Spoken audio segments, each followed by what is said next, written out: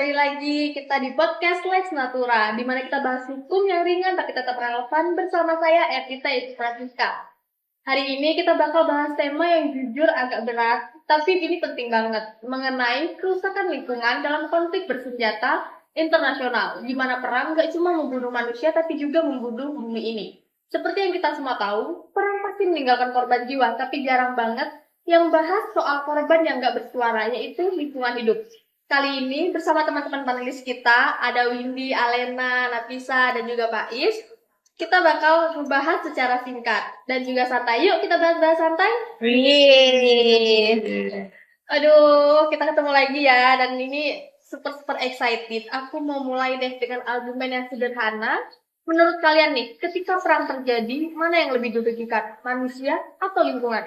Kalau dari aku sih, dua-duanya saling terhubung ya, Ci. Tapi kalau harus milih antara manusia sama lingkungan tuh jauh lebih menderita. Karena manusia bisa pulih, bisa berdamai dengan cepat. Tapi kalau alam atau lingkungan, jika hancur bisa butuh puluhan bahkan ratusan tahun untuk bisa sembuh.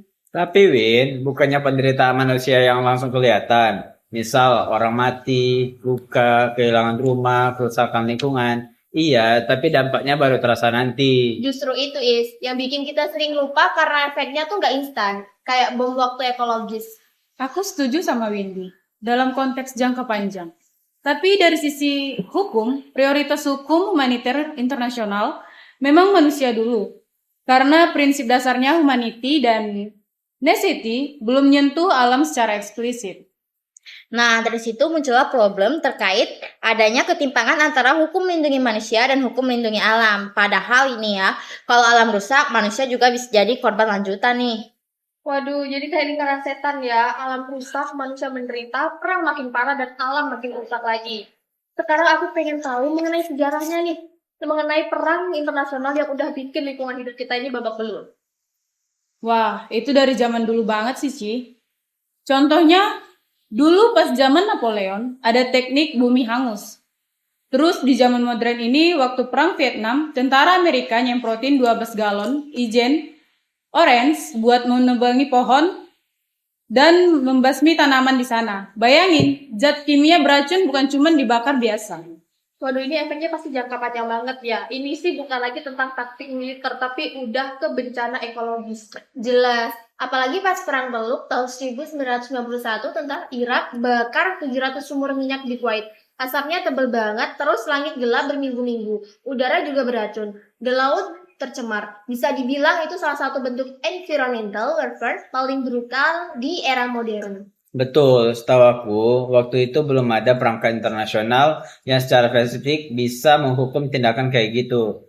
Jadi meskipun secara moral kita anggap jahat, secara hukum internasional masih abu-abu.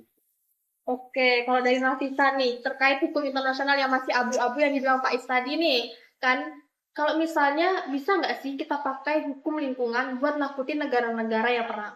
Masalahnya, Ci, hukum lingkungan itu biasanya fokus ke pencegahan sebelum kerusakan terjadi. Seperti prinsip dasarnya, jangan sampai wilayah kita merusak wilayah tetangga. Jadi di situ perang hukum lingkungan tuh hampir tumpul. Dia nggak dirancang buat situasi perang yang udah pasti rusuh. Kalau udah gini, harusnya hukum humaniter yang maju. Humaniter ya. Tapi kalau bisa hukum humaniter yang maju, kok kayaknya nggak ada ya yang dituntut gara-gara rusak lingkungan hidup dalam perang? Coba jelasin. Nah, jadi hukum humaniter itu celah utamanya yaitu ambang batasnya terlalu tinggi. Contohnya di Protokol Jenewa. Kerusakan lingkungan itu cuma bisa ditindak kalau kerusakannya itu dipandang luas, jangka panjang, dan parah. Misal kita ngebom hutan dan butuh 5 tahun buat pulih. Itu belum dianggap jangka panjang dan parah untuk memenuhi standar tinggi itu. Waduh, lumayan ribet ya. Tapi kan pasti selalu ada opsi lain nggak sih? Misalnya kasus ini kita bawa sampai ke ICC, Mahkamah Pidana Internasional tuh. Kan pasti harusnya lebih seram tuh sanksinya. Gimana menurut? Wah, ini lebih susah lagi sih, Ci. Statuta ICC memang bisa nuntut, tapi kerusakannya harus jelas berlebihan. Dibanding manfaat militer yang didapat. Ada kata jelas tuh maksudnya gimana nih? Itu kata kuncinya. Dengan adanya kata jelas, komandan militer perang bisa dengan gampang beralibi. Misalnya ada dibilang Waktu itu saya perlu pengumuman itu buat strategi ngalahin musuh. Walaupun ternyata asumsinya meleset, dia tetap punya ruang pembelaan yang lebar. Waduh, jadi bisa dibilang hukum lingkungan dan hukum perang itu sering tabrakan logika ya. Yang satu melarang segala kerusakan, yang satu mengizinkan kerusakan asal ada keperluan militer yang mendesak. Ini sih jadi kayak dua dunia yang nggak nyatu ya. Dari kesimpulan ini nih, misal kita ambil opini. Kalau perang itu sah, tapi merusak lingkungan, apakah masih bisa disebut legislatif? Secara teori humaniter iya, asal kerusakannya itu proporsional. Tapi kalau pakai kacamata hukum lingkungan, nggak ada istilah proporsional. Rusak ya rusak, nggak bisa dibenarkan. Nah, ini yang bikin masalah lingkungan dan perang ini jadi lintas sektoral. Kedua sistem hukum sama-sama hidup, tapi nggak pernah duduk satu meja. Betul banget tuh Win. Meskipun hukum humaniter sebenarnya udah mulai buka ruang buat alam, contohnya Protokol Tambahan 1 tahun 1977 yang melarang metode perang yang menyebabkan kerusakan luas, jangka panjang dan parah terhadap lingkungan. Iya, tapi seperti yang udah kita bahas tadi, pembuktiannya susah banget. Standar luas, jangka panjang, parah itu kabur. Makanya nggak pernah ada negara yang benar-benar dihukum karena itu.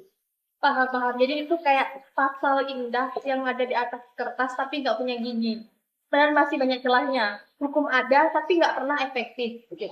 Terus lanjut nih, aku mau masuk ke poin fragmentasi hukum internasional. Kalian sepakat nggak kalau misalnya ini nih jadi masalah utamanya? Aku setuju sih, karena tiap bidang hukum internasional kayak hidup di dunianya sendiri. Kalau perang bilang itu urusan hukum humaniter, kalau pencemaran itu urusan hukum lingkungan, jadinya nggak ada sistem terpadu buat kasus kayak pembakaran sumur minyak atau bom kimia. Tapi Win, kadang justru itu kelebihan hukum internasional, karena dia fleksibel.